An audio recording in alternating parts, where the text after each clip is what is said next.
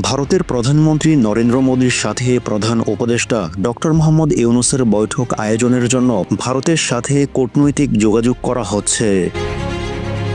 এপ্রিলের প্রথম সপ্তাহে ব্যাংককে অনুষ্ঠিতব্য বিমস্টেক সম্মেলনে উভয় নেতা যোগ দিতে পারেন এবং এ সম্মেলনের ফাঁকে তাদের বৈঠক হতে পারে বলে পররাষ্ট্র উপদেষ্টা তৌহিদ হোসেন গণমাধ্যমকে জানান। এদিকে আগামী ২৮ মার্চ চীনের প্রেসিডেন্ট শি জিনপিংয়ের সাথে বেইজিংয়ে দ্বিপক্ষীয় বৈঠকে বসবেন ডক্টর ইউনূস। এর আগে ২৭ মার্চ তিনি চীনের হাইহান প্রদেশ বোয়াং ফোরামে উদ্বোধনী অধিবেশনে অংশ নেবেন এবং পরে পিকিং বিশ্ববিদ্যালয়ে বক্তব্য দেবার পাশাপাশি সম্মানসূচক ডক্টরেট ডিগ্রি গ্রহণ করবেন।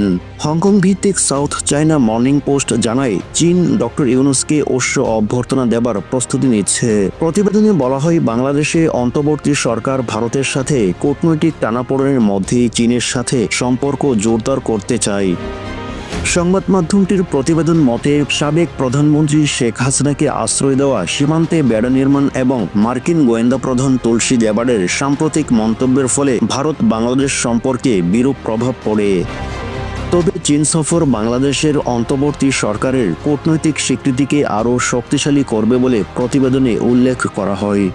সাইম আহমেদ, ডেস্ক রিপোর্ট, সরেজমিন বার্তা।